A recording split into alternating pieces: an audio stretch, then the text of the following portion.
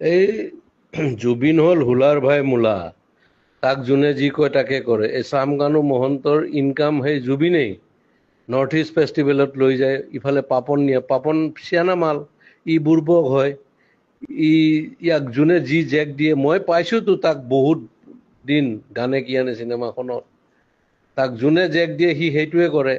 যে চামকানু মহন্তই তাক লৈ যায়, ইফালে গৰিমাই তাক যাব দিল, তাৰ চিজাৰ আছে এই মিৰ্গি।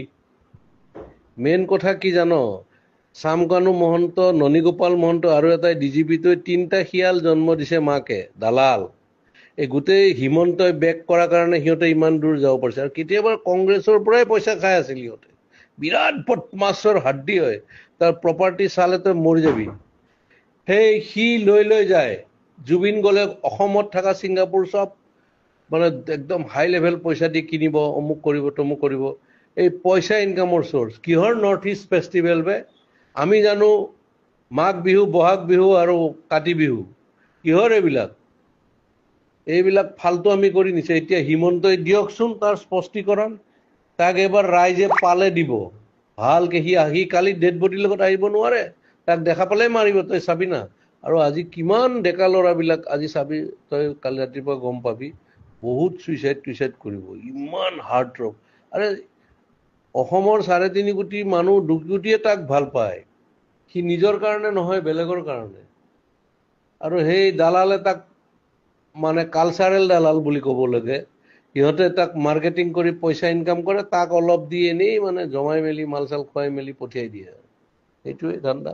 এতিয়া গৰিমাক প্ৰেছাৰ দিব ইহঁতে, যে এনেকে কবা তুমি, তেতিয়া তাইতো যোৱা নাই। অৰিজিনেল কথাটো এয়া বহুত বহুত এয়া আছে, মানে তাত কি ক'ম আৰু। তাক মাৰা প্লেনো হ'ব পাৰে, কিবা হ'ব পাৰে, কি হ'ব পাৰে, চব দালালি পইচাৰ ধান্দা গেলা। অসমখন চেচ। এটা সি অনুষ্ঠান আছিলতো, তাৰ গান, এই লাষ্ট চিনেমাখনৰ ভাইমন দাৰ গানটো সি কি চলিড বনাইছে এই বেমাৰী অৱস্থাত। তাৰ পটাছিয়াম কম থাকে, কিবা কম থাকে। এই নেম কেয়াৰৰ ডক্টৰজনে কৈছেতো এনেকুৱা এনেকুৱা কথা, পানীত যাব নালাগে, তাৰ এয়া আছে, এই চিজাৰ আছে, এইবিলাক মানে কি কবি আৰু। ই চামকানু মহন্তই চেচ কৰি দিছে গোটেই অসম, আধা লুটিছে সিহঁত। ইফালে হিমন্তই লুটা বুলি কয় নহয়, হিমন্তই এনেকুৱা চান্স যে ডিজিপিটো কিনি আছে চোৰটো এটা, সি খালে পেটলাটো, আৰু মাজতো ননীগোপাল মহন্ত সেইটো কি বনাই দিছে। আৰু এইটো ই প্ৰথমতে জিঅ' টিউব দি পেলাই মাৰিলে, কোটি কোটি টকা, সেই তেতিয়াৰ দিনতে। এয়া হ'ল, এয়া কি কবি আৰু, অসমীয়া মানুহৰ দুৰ্ভাগ্য। আজি বহুত বেয়া লাগিছে, মানে তাৰ গান শুনিয়ে 90 দশকৰ বিলাক ল'ৰা ছোৱালী ডাঙৰ হ'ল। আমিতো বাৰু চবৰে শুনিছোঁ, কিন্তু তাৰ গান শুনিয়েই মোৰ ল'ৰা চব ডাঙৰ হ'ল। আনকি আমাৰ ছাইডত মিস্ত্ৰীয়ে ৰং কৰি আছিল, সিদিনাখন মোবাইলত তাৰ গানেই বজাই আছিল। এই তেনেকুৱা কথা আৰু কি কৰিবি ক, এইটো দুৰ্ভাগ্য। সিও বেপৰুৱা মানুহ, সিও মানে এনেকুৱা, সেইকাৰণে হ'ল আৰু।